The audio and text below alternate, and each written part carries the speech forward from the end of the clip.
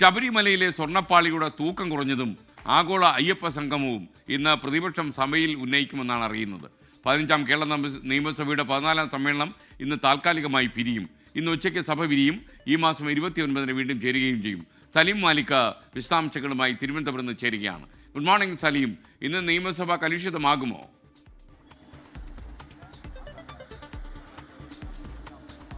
Good morning. കഴിഞ്ഞ 3 ദിവസവും സഭയിൽ പ്രതിപക്ഷം കൊണ്ടുവന്ന ഉപക്ഷേപ ചർച്ചകൾ സർക്കാർ അംഗീകരിച്ചിരുന്നു. സഭ നിർത്തിവെച്ച് ചർച്ച ചെയ്യാനുള്ള അനുമതിയും നൽകിയിരുന്നു. അതിനൊരു ചെക്ക് വയ്ക്കുക എന്നുള്ളതാണ് പ്രതിപക്ഷം ഇന്ന് കാണുന്നത്. അതുകൊണ്ട് തന്നെയാണ് സാധാരണ നിലയിൽ സർക്കാരിന് ചർച്ചയ്ക്കെടുക്കാൻ സാധ്യതയില്ലാത്തൊരു വിഷയം തന്നെ ഇന്ന് കൊണ്ടുവരുന്നത്.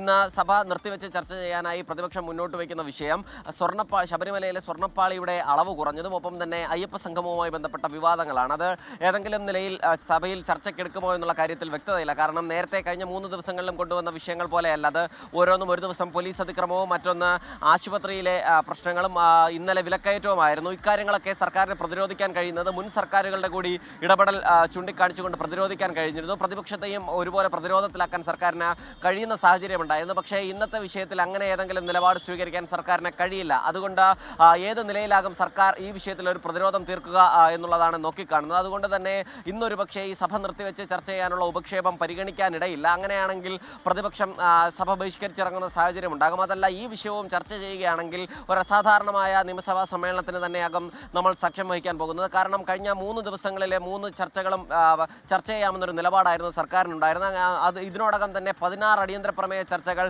ഈ സഭാ കാലയളവിൽ ചർച്ച ചെയ്യുകയും ചെയ്യുന്ന സാഹചര്യമുണ്ടായി. ഈ വിഷയം കൂടി ചർച്ച ചെയ്യുകയാണെങ്കിൽ കൊണ്ടുവന്ന 4-ൽ 4 ചർച്ച ചെയ്തു എന്നൊരു നിലയിലേക്ക് സർക്കാർ എത്തുകയും ചെയ്യും. എന്തായാലും സഭ കലുഷിതമാകുമെന്നുള്ള കാര്യത്തിൽ തർക്കമില്ല. അത് ചർച്ച ചെയ്താലും ഇല്ലെങ്കിലും സഭ കലുഷിതമാകും. കാരണം സ്വർണ്ണപ്പാളിയിലെ അളവ് കുറഞ്ഞതുൾപ്പെടെയുള്ള വിഷയങ്ങളിൽ എന്തായാലും പ്രതിപക്ഷത്തിന് സർക്കാരിനെ പ്രതിരോധത്തിൽ നിർത്താൻ കഴിയും. ഒപ്പം ചോദ്യോത്തര വേളയിലും വിവിധ വിഷയങ്ങൾ ഉയർന്നു വരുന്നുണ്ട്. അതിലെ പ്രധാനപ്പെട്ട കാര്യം ദേശീയപാത നിർമ്മാണത്തിലെ അപാകതയുമായി ബന്ധപ്പെട്ട ചോദ്യം ഇന്ന് ചോദ്യോത്തര വേളയിൽ ഉയർന്നു വരുന്നുണ്ട്.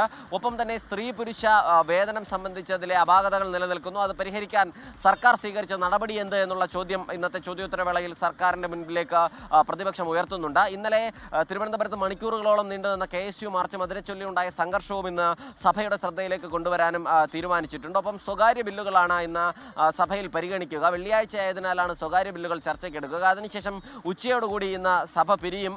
അതിന് പിന്നാലെ ഈ മാസം 29, 30 തീയതികളിലാകും പിന്നീട് സഭ ചേരുക. അതിനുശേഷം അടുത്ത മാസം 6 മുതൽ 10 വരെയാകും ഈ സഭാ കാലയളവിലെ അവസാന സെഷൻ നടക്കുക.